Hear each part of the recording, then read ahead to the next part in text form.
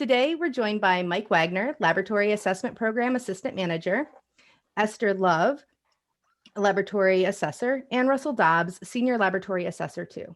Thank you all for being here today. Take it away. Hi, everyone. Like Kim said, I'm Mike Wagner. So thanks for taking the time to join us today. A couple things we're going to talk about here, just kind of learning objectives.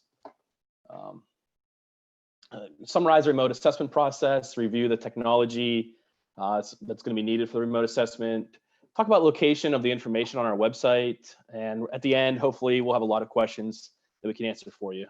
So please, as this goes through, don't hesitate to write in your answer there. Remote assessments, kind of use a combination of desktop auditing. We do a lot of the paperwork auditing through that way, video conferencing or video streaming. We can't be there, so we're doing it through Zoom or some other platform. We started this whole process back in May of 2020, which I don't know, for me it seems like a long time ago. But we did this because we kind of had to shut things down due to COVID. We kind of pulled everyone off the road in mid-March, and we realized that customers had needs that they needed to be accredited quickly for a test or a new lab or something like that for jobs coming up this summer. So that's when we rolled out the remote assessments more for our urgent need customers. And as time went on, we realized COVID was going to kind of hold us up a little bit longer. So we decided to kind of roll it out for all of our assessments. We did that back in July of 2020. Since then, as of 2 weeks ago, we've done over 365 remote assessments. So we're kind of pros at this point, but we're still learning. We're still, it's obviously pretty new to us still, but it's something we feel pretty confident in. Kind of segueing from our conference, I'd like to have everyone, if you can, a poll should have just popped up on your screen there. Go ahead and answer that. How confident do you feel in this remote process? I'll give everyone a minute or so to answer this, and we'll share the results here in a couple seconds.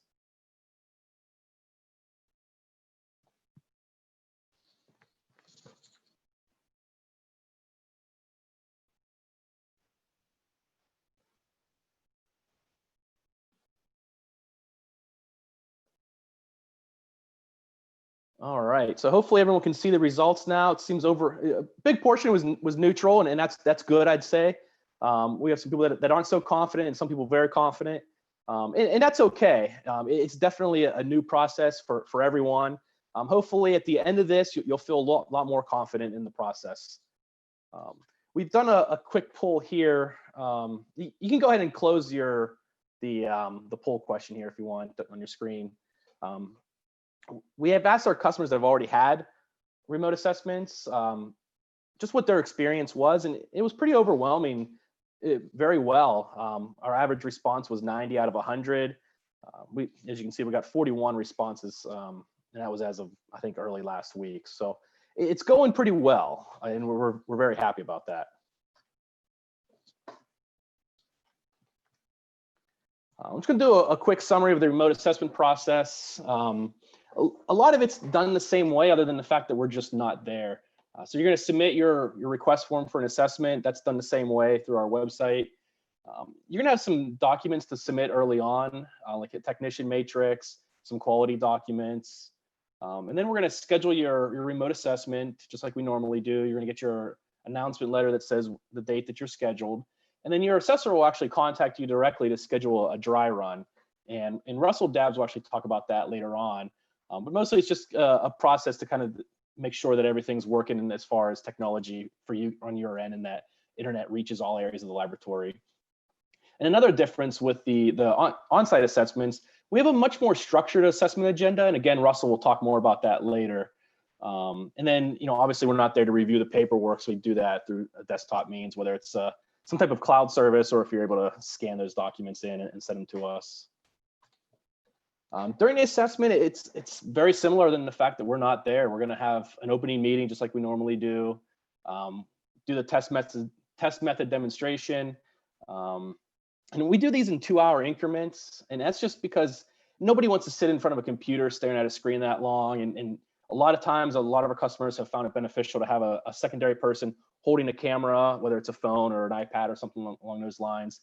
And that can be a little tiring too. So we give everyone a little break after 2 hours.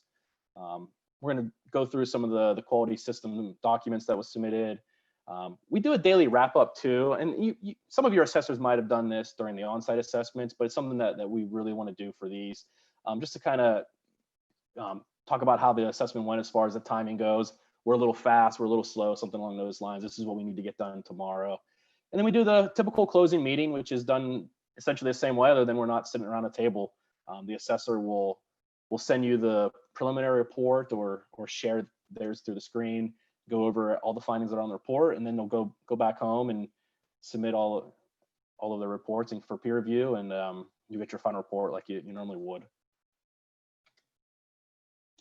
We do have some information on our website. We have a lot of information on our website actually about remote assessments, but we do have a pretty neat assessment tutorial video. You can find that on the link below, and I believe the link will also be included into the chat here as well, so you can have that information at your reach. If you haven't had a chance to check it out, I do recommend that. And Esther Love is actually going to take it from here to talk about what to do before the assessment in more detail.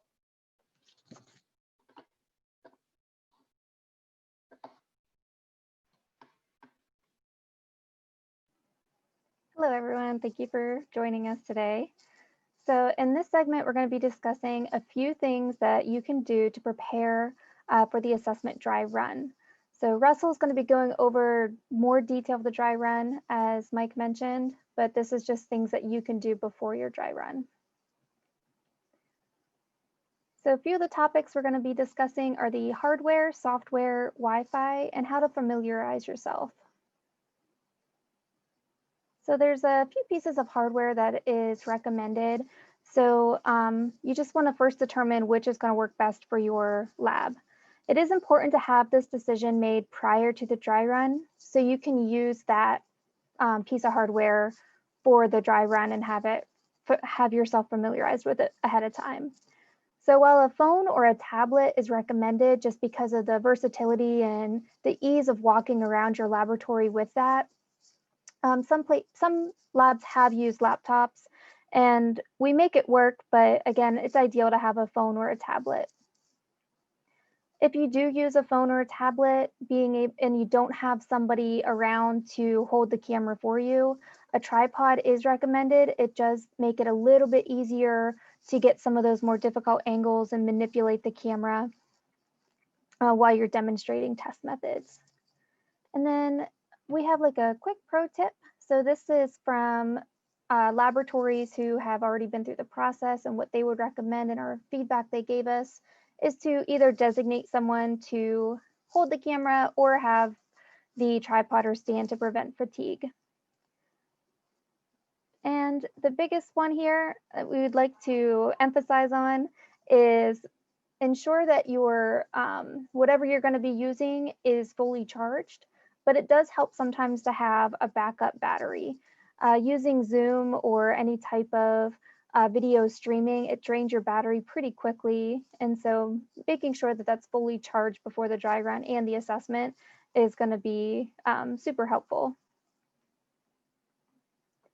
So speaking of software, I know we're using Zoom right now, and that is recommended just because it's free for you to download that.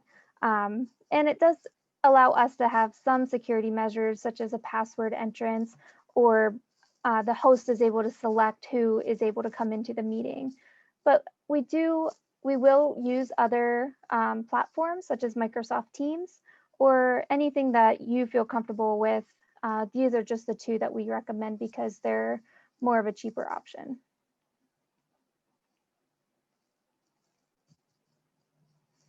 So a few things that you can do as the Wi-Fi is just to test it for yourself. So these are things that we check during the dry run, is to see how the Wi-Fi is doing. We want to make sure that we're able to see throughout the entire laboratory where you're going to be demonstrating tests at. So during the dry run, we'll have you walk around and check that Wi-Fi signal. So before your dry run, whatever social media platform that you're wanting to use, such as Zoom or Microsoft Teams, you want to download that and have it ready to go. And then before your dry run, even, you can test that yourself to see how's your Wi-Fi signal doing. If you're having an issue seeing things or hearing, It might be something that you would want to fix prior to, or we'll ask you to fix after the dry run. And just be sure to check all areas of the testing laboratory and troubleshoot those issues. And we recommend that you do this a couple times throughout the day, so not just once, because it just depends on your lab, how busy it is. You might have some people who are on it in the mornings more often, or some people are on it in the afternoon. So it would help to check it in the morning, maybe in the early and late afternoon. Another thing you could do is go to speedtest.net, that's BioCala, and you could do a test on your Wi-Fi and see. It is recommended by Zoom that you have between 1 and 4 megabytes per second upload speed. So as I said, test this speed throughout the day too and see how it goes.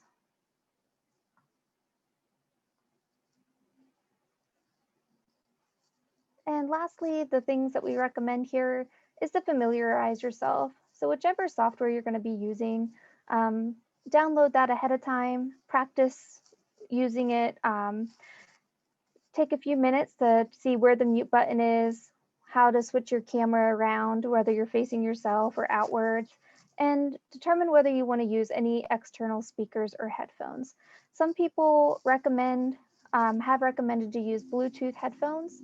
So that way, if you're using the camera by yourself, you can still hear what the assessor is saying and communicate, and they can hear you a little bit better as well.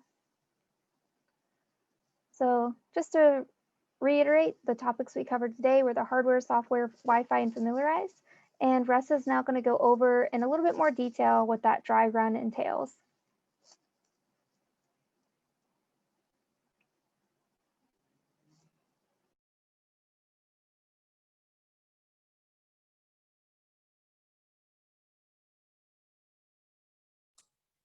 Thank you, Esther. Good morning to some, good afternoon to others. My name is Russell. I'm going to be talking a little bit more about the dry run. Just to give a quick history on the dry run, these remote assessments that we're doing weren't invented this year. We've been doing them on a very limited basis in years past, and we've had success with them, but generally only for 1 or 2 tests for labs that were already accredited, but needed something added to their scope of accreditation.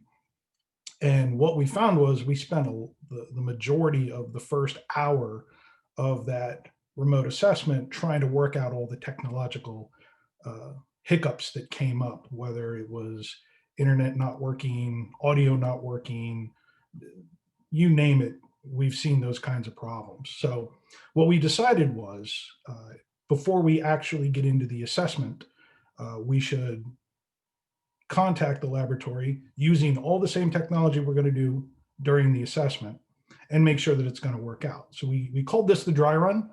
It's new to this remote assessment thing. So if people are unfamiliar with it, it's not surprising. This is a new thing. But what it is a way to verify that your facility can do that remote assessment. What we don't want to do is the day of that assessment, when there's a lot of preparation, there's a lot of paperwork that goes involved in getting all these things done, and then we try it and it just doesn't work. And then we've wasted everybody's time, and then there are cancellation fees, and we don't want to do that. So we want to make sure before we start the assessment that everything is going to work. And if it doesn't work, then we can try and work it out. We can troubleshoot, we can figure it out. And this is one of those things that has happened a number of times where, for whatever reason, the dry run did not go well. Now we schedule these about a week ahead of your actual assessment. So the nice thing is if something does go wrong, or for whatever reason, it just doesn't work, you've got time to get it to work and you've got time to fix it. So maybe in a couple of days, if you think you've got your Wi-Fi figured out, or if you've got that audio issue figured out, we'll do another dry run and make sure that it's going to work. So what are we going to do exactly during that dry run? Well, first, we're going to make sure that Zoom works, or Teams, whatever. So we're going to make sure that that works, and we're going to make sure that you know how to use it. We're going to do a tour of the testing area. So we're going to walk around to every nook and cranny in your laboratory where you might be demonstrating a test and make sure that the audio works and make sure that the video works.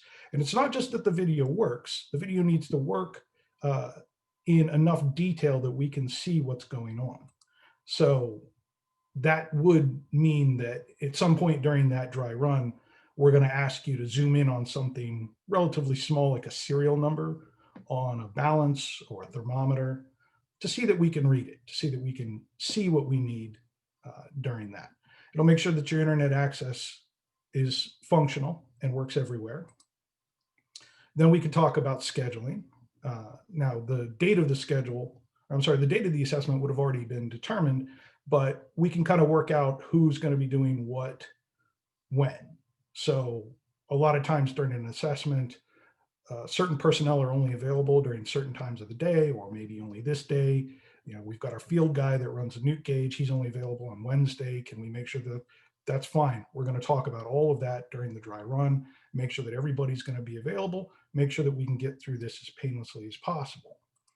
And then lastly, we're going to finalize the assessment agenda. So like Mike said, we've had assessment agendas in the past. This is something that we've used in the past, and it was always handed out during the opening meeting.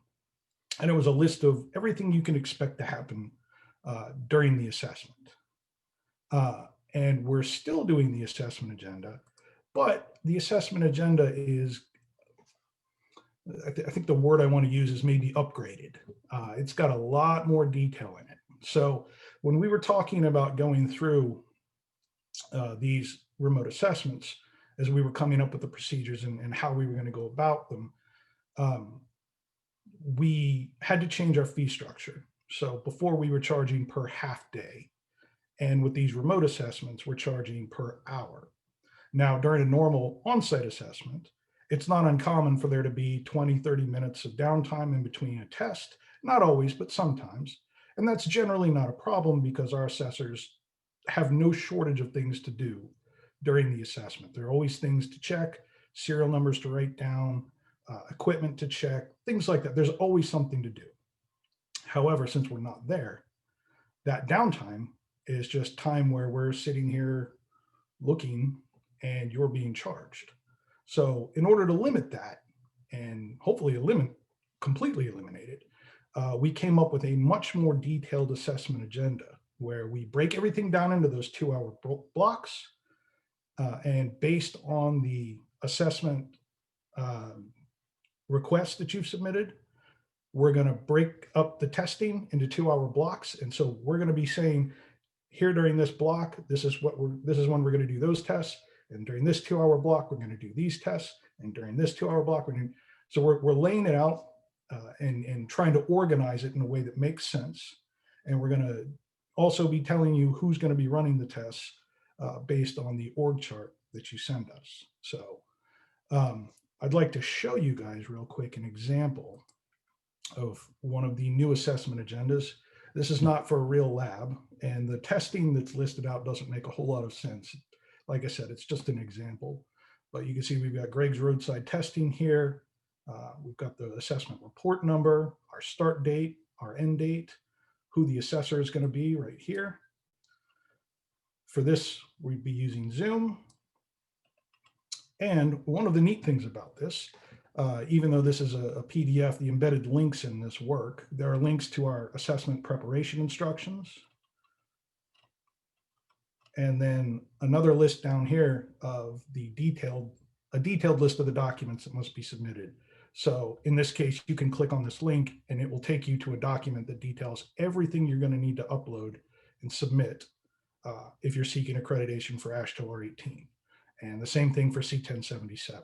Now, right up here, your assessor is going to set a deadline for your document submittal. And we put December 24th in here as a joke. Obviously, we wouldn't do that. But depending on when the assessment starts, each assessor is going to have a different time frame for when they need those documents submitted.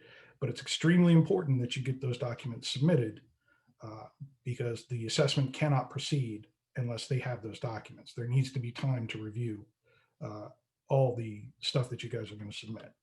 So then we'll specify time zone, because remember, we're going to list out all the different times. And then this gets down into the actual meat and potatoes of the agenda. So just say 8 a.m. we do the opening meeting. And like Mike said, the opening meeting isn't going to be any different from the opening meeting that you've seen in the past. The only difference here is we're just doing it via Zoom. Then right here, we have the test methods that we're going to have a demonstration of and the time frame. So this 2-hour block would actually be starting up here at 8 a.m. and then ending at 10 a.m. The assessor observing that would be me. And then we've got the technician that's going to be demonstrating those tests listed out as well.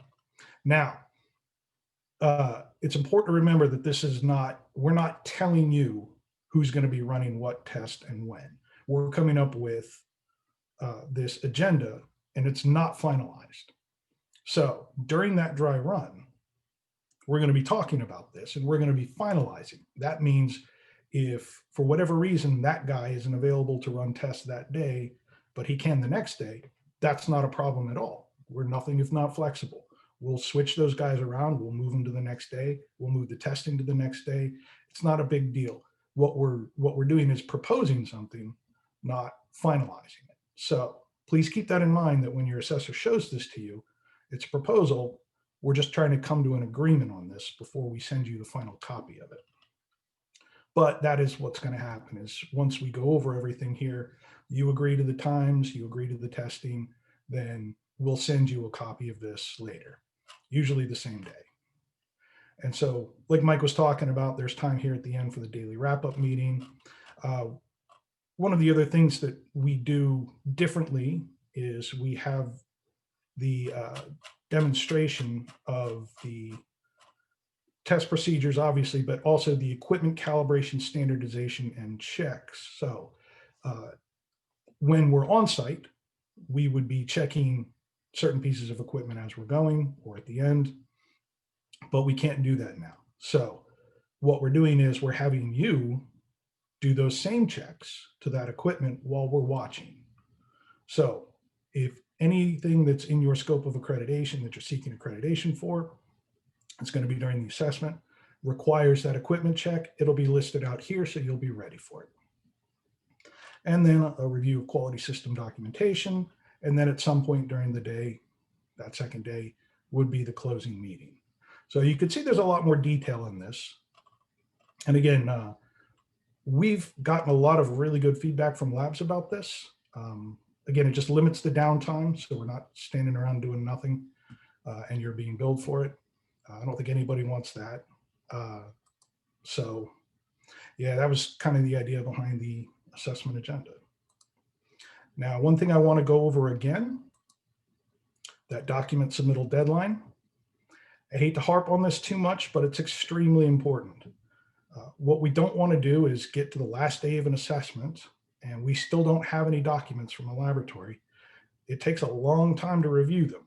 Now, one thing I need to emphasize, the document review that we're doing during this assessment is no different from the document review that we would do if we were there.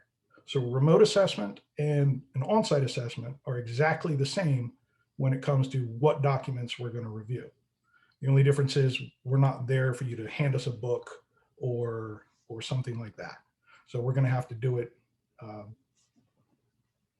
either digitally. Sharing the screen's not necessarily the best way to do it, but we need to have time to go through all of that. So making sure that you're getting all of your documents in by that submittal deadline is extremely important.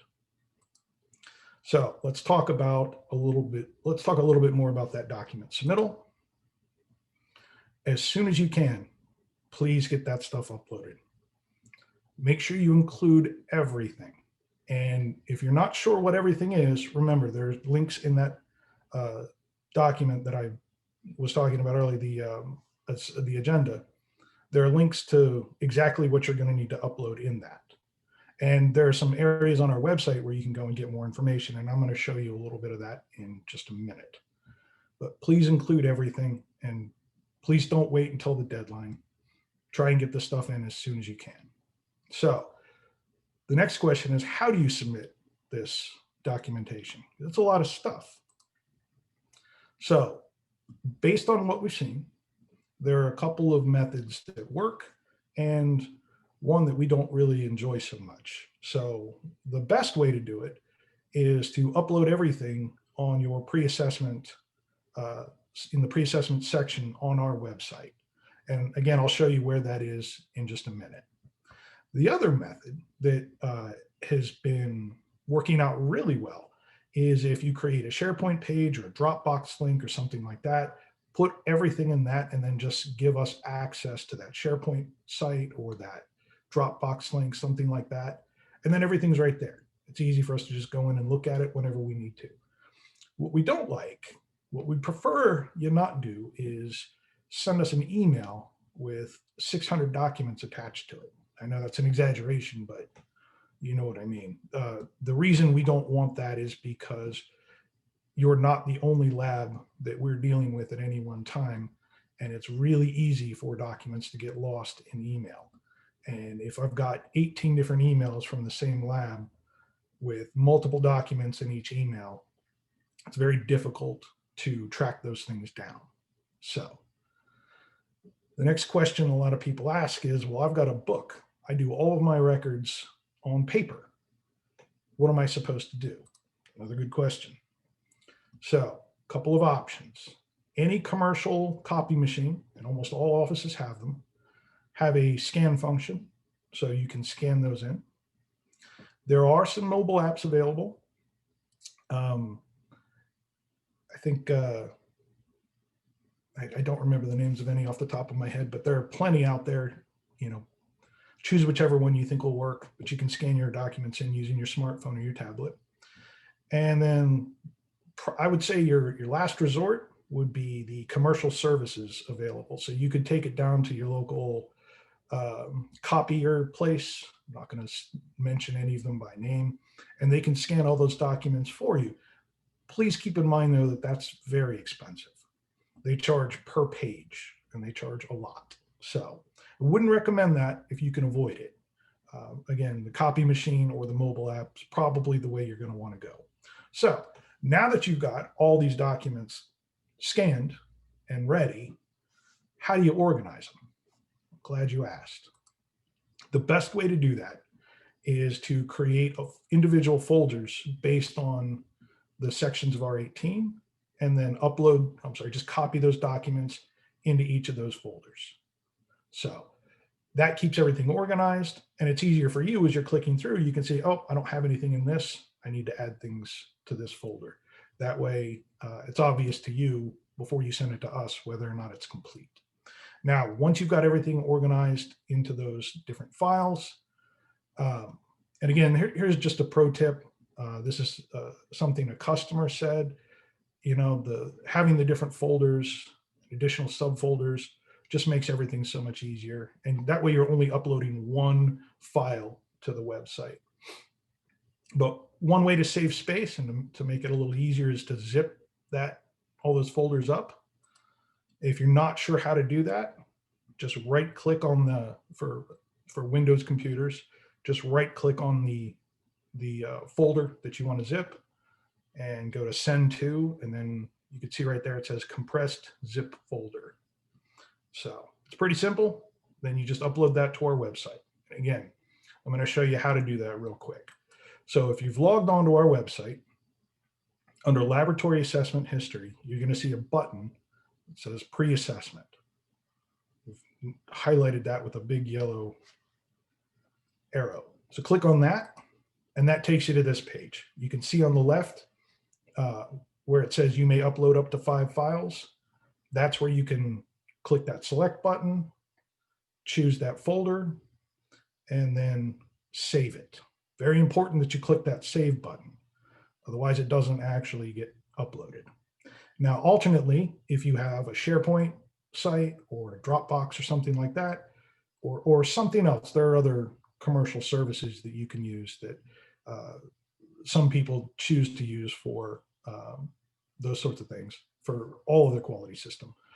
You can leave us a link and any login credentials on the right, but it's very important that you click that save button. You'll know that you've done it right after you click that save button when you come back out to your main page and it says remote assessment form submitted. That means it was successfully uploaded. And then, so you may want to just email your assessor and just let them know, hey, by the way, everything's been submitted, just so that they're aware. So what needs to be uploaded? Again, I think I mentioned this before, but I can't emphasize this enough. Everything that we would normally review during an on-site assessment is going to be reviewed during this remote assessment. It's no different. So I'm going to show you where on our website you can get those documents that are referred to in the assessment agenda. In case you don't want to wait for the assessment agenda from an assessor, you can get out in front of this and find it on our website. So that's going to be under laboratory assessments. You click on that. And then on the left, you can click on remote assessments. And then there are a couple of links embedded into that page right there at the bottom. You can see remote assessment documentation guide. And then underneath that, remote assessment R18 required documents and records. It should have everything you need, and it's pretty detailed. And again, if you're looking at that and you're not sure, you can always ask your assessor for more details. Your other option is you can just go to the search at the top and type in remote, and that'll take you right to that page. So again, this is the remote assessment required documents and records. That's what you get. So lastly, I want to talk really quickly about sample preparation. This is something that, again, has not changed from the remote assessment to an on-site assessment. It's exactly the same. The only difference here is you may want to actually be a little bit more prepared. Most people have samples. They're just like, oh, I've got some stuff over here, and when the assessor gets here, I'll prep it up real quick and run it. Again, keep in mind that we're charging you by the hour, so the more prepared you are, the better. So under that same laboratory assessment program, you can click on the assessment prep lists button. It takes you right to all the assessment prep lists. So just pick whichever one you're getting assessed for, whether it's iron and steel or emulsion or asphalt mixture. Click on that and it'll list out every test method that we accredit for and what you're going to need to have prepped. So it's usually pretty straightforward. And again, here's a pro tip from one of our customers. Again, having everything ready to go, over prepared, there's no such thing. But please try. I would encourage everybody try to be over prepared. That would be excellent. No assessor or lab has ever complained about finishing early because they were too prepared. So definitely keep that in mind. And then just my last slide here, I just want to emphasize that, you know, reducing that downtime during the assessment almost always means a smoother and quicker assessment, and that can definitely save you guys money. So with that, I'm going to send this back to Mike.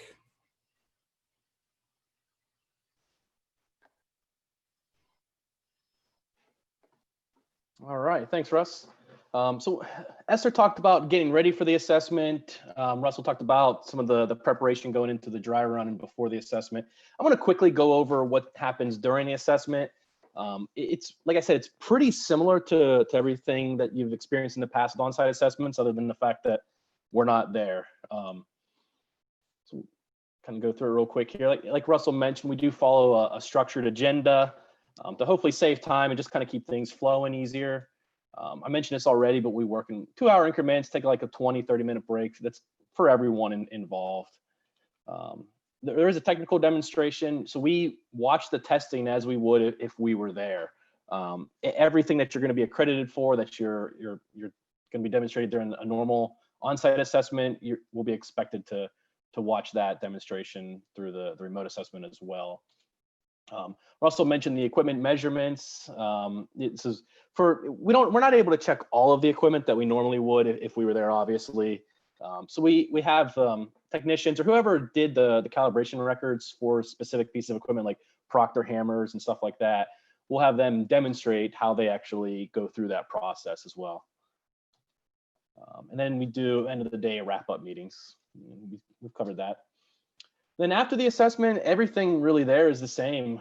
We do the closing meeting like we normally would. Again, you're just not sitting around the table, review all the findings that were on the preliminary report, and then you're sent your final report. And then once that process is done, you're going to handle it the same way you normally would with the quality analyst as far as resolving any nonconformities. One big point of note here I want to make sure everyone's aware of. For first-time accreditation, if you had a remote assessment to get your accreditation for your lab for the first time, it does require an on-site assessment within a year once we start traveling again. Hopefully we'll be traveling soon here. But you will have to have some type of an on-site assessment to follow up that remote assessment. That's not the case for labs that are already accredited and already established. The remote assessment does count as your normal assessment. Some resources that we do have through some of the links that have been posted in the chat. We have the policy and guidance that are expected for these remote assessments for customers. We have a frequently asked questions page, so be sure to check that out. Or if you have anything specific today, make sure to type it into the Q&A section. We'll make sure to cover it. There is a flow chart that kind of goes through the timeline as far as what's expected, what you need to do in each order, with a checklist as well as far as like the documents that need to be submitted. And then, like I said, that video tutorial. We also have this really nice infographic that just kind of explains the process, in kind of short Cliff Note form. So be sure to check that on our website as well. That's under the remote assessment page also. So I'm going to kick it over to Kim here to address some of the questions that we've had already. Well, thank you. So,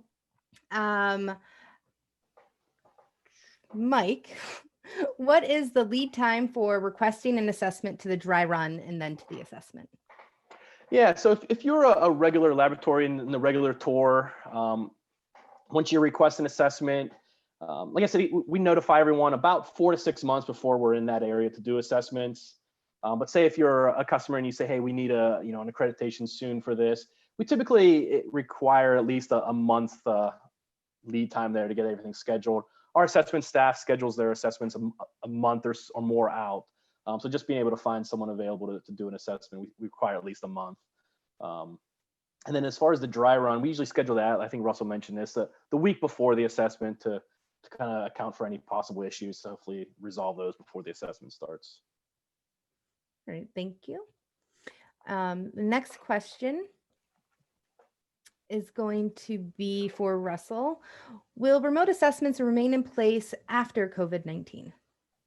Excellent question. And we think that they will in some form or another.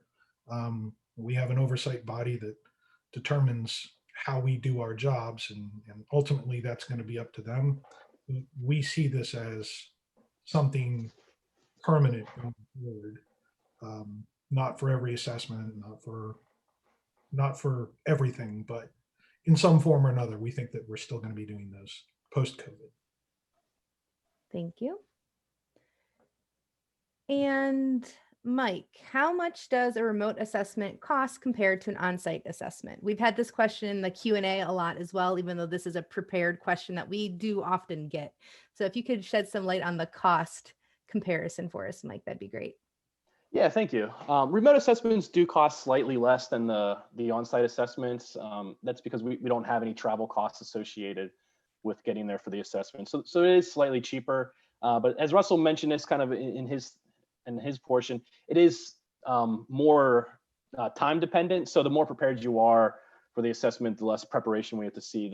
You could see a cost savings there. But in general, if it takes the same amount of time for your on-site assessment and your remote assessment, you'll see a slight savings there. And I believe Kim posted the link to the fees page as well, so you can get a little more detailed breakdown.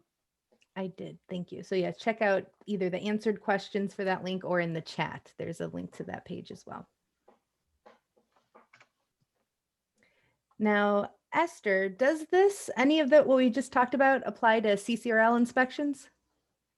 No, this does not apply to the CCRL inspections. While they're a sister company, they are a separate entity, so they have their own position on remote assessments.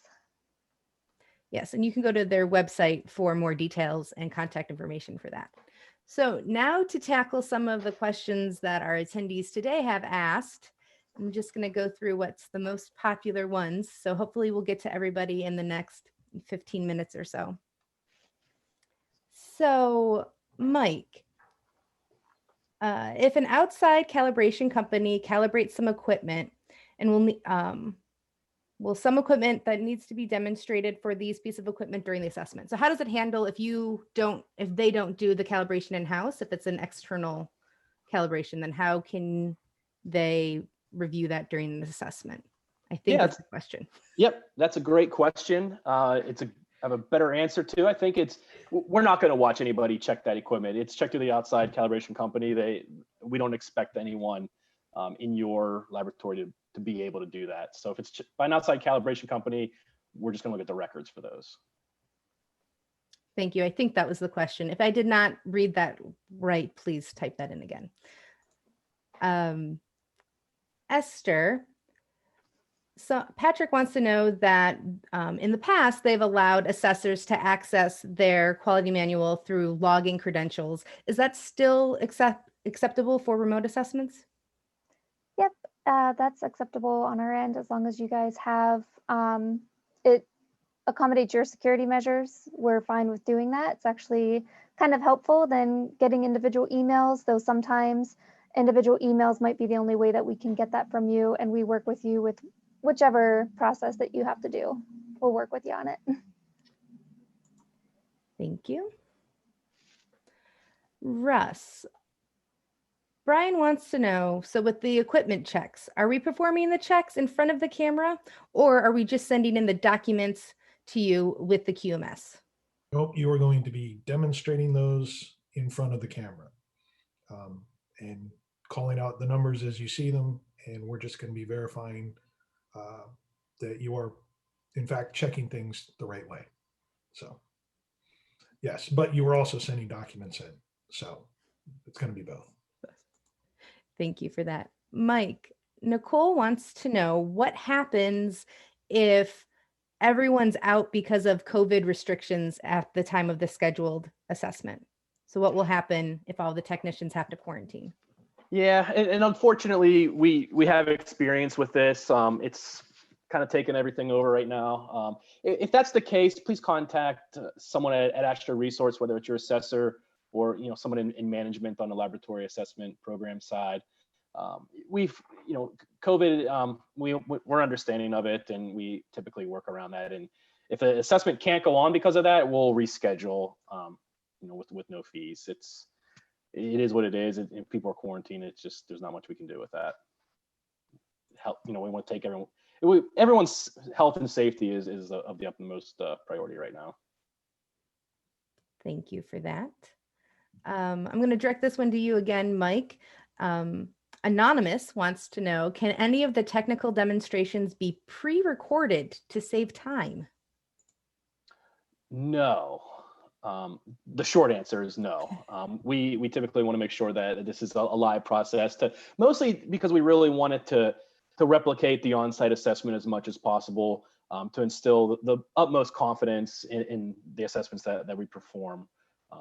So if there is a situation where you feel like you might have to do something like that, you have to contact the accreditation program to discuss that. But generally, and as far as I know, the answer is no. Thank you. Now, Esther, we had a couple questions in the same vein, so I'm hoping that you can shed some light on this. But it was mentioned that assessors will review R18 documentations. It was mentioned in the outlined in the assessment agenda. Is that completed and as a desktop audit outside of the actual time, like during face-to-face time? When is the documents actually reviewed? So document review is typically done ahead of time, and really this depends on your submittal date. So whichever date that the assessor has set for you to submit your documentation ahead of time, that's when you should have your paperwork in. And ideally, we will review that before your assessment. I always add time on my agenda for that review because I am dealing, I think this month I've had 7 remote assessments. So sometimes I just don't have the time between dry runs and remote assessments to look over your paperwork. So I schedule that time in with you. And it's not done face to face unless you want to watch me look at your paperwork through a camera.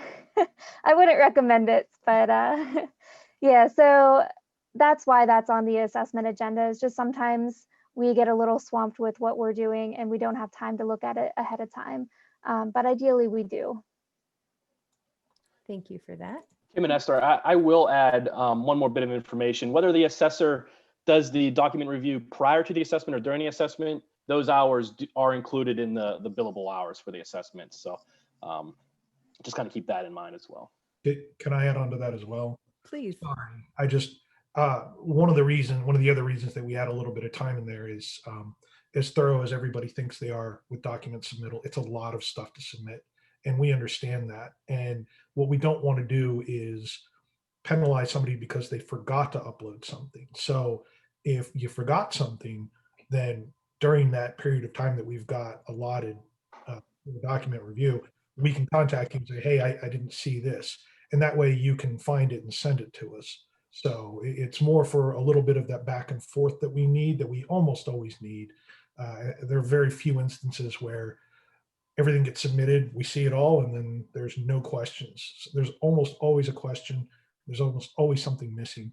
And we want to make sure that we have time to get all that sorted out. So Thank you for the clarification, everybody. And we do have a question kind of also in this vein. If Mike, if you could define desktop auditing a little bit more. That was a term not everyone was familiar with. Okay, I'll try to define it. If anyone has a better answer, please feel free to chime in. I interpret it as it's just something that's not done live or in person. It's something that the assessor's typically doing literally from their desk with whatever paperwork that you provide them to go through. It's kind of just done away from the assessment, I guess. That's my interpretation of a desktop audit. yep, I would agree. Thank you for that. Russ, Anonymous wants to know, is then an assessment different if the laboratory is a quality control laboratory versus a regular testing laboratory? Is there any difference in the remote assessment process? No, so the accreditation doesn't differentiate between QC testing or design work. So you pick which tests you want to be accredited for, and that's what we assess you for. So the type of work that you do is independent of the accreditation. Right. Hopefully that answers your question. I think it does. Thank you. And we may have talked about this, but I just want to make sure because we have gotten a few questions. So if we've already answered this, we can move on. But Mike, assuming we think we've submitted all of the necessary records prior to the assessment, what happens if you ask to see a document that wasn't originally submitted? Will we be able to address it during the assessment? Absolutely, yeah. Like Russ said, we're not going to penalize someone and write them up for not presenting something when they just forgot to include it with the initial, submittal stuff. So if it's a document like a random calibration record that was missed, we'll ask for it. And if you can show it to us on the spot, or email it to us, or somehow get that information to us quickly, that's totally fine. That's why we leave some of the time in the assessment for the quality side of things. Thank you. I thought we had answered that, but I just wanted to make sure because we got a lot of questions on that. Esther, Marissa would like to know, does the on-site assessment requirement for new laboratories, does that apply to laboratories that are just adding new test methods, or does that mean specifically brand new laboratories? So if you're meaning about that 1-year follow-up, then no, that would not apply to established laboratories. So if you want to add specific test methods and you're already accredited, it's not your time to go, we do what's called supplemental assessment, where we'll look at those few test methods that you want to add.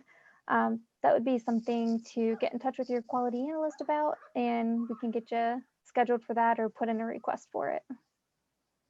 Thank you.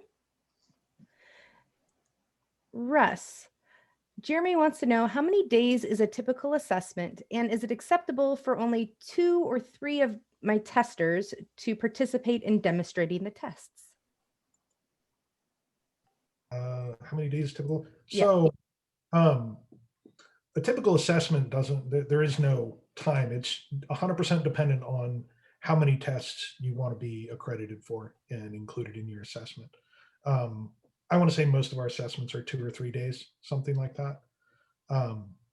And as far as having only 2 of your 4 testers participate, we'd like to see everybody demonstrate something. So even if they're not there doing something all day, we'd really like to see everybody. So if they have a competency evaluation or a training record for a test method, we'd like to get them in there and see what they do. But it's not 100% necessary, no. Thank you for that. And we just have a few more minutes for a couple more questions. So I don't think we're going to get to everybody's question. I apologize for that. So we're just going to get through a couple more before the top of the hour. Mike, someone wants to know how the assessment process will start. If they're an established laboratory, do they need to submit a request, or will we email them to let them know when they need to request? Yeah, we'll let you know. We typically send out an email about 4 to 6 months before we expect to be into certain areas to assess. So that's your notification to log in and submit your request form. And that's the way we've been doing it for a long time here, and that process hasn't changed. All right. Thank you for that. Trying to see if there's not any popular but not duplicated ones here. So just a moment. Joseph would like to know, of the laboratories we've already done remote assessments, how many were larger facilities that have had 2 or more assessors at a time? Okay. Russ. First of all, hey, Joe, how's it going? Good to hear from you. How's Tennessee? I was actually typing an answer to you right there. Now, I'm not sure what the exact number is, but yeah, we've done several where there's 2 people doing the assessment. The way that works is they send out separate Zoom links and they kind of operate independently, but at the same time. And as far as big labs like DOT, yeah, we've done that, and it's worked out pretty well. So hopefully that answers your question. Good to see you on here, though.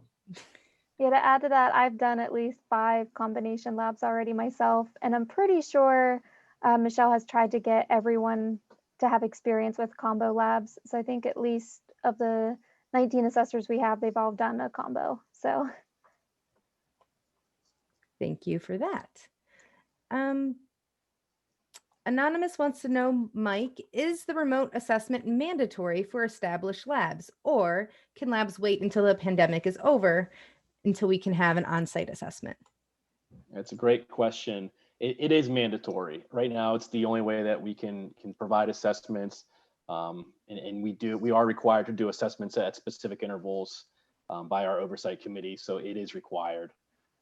If you have some major issues barring you from doing some type of remote assessment, please contact the accreditation program.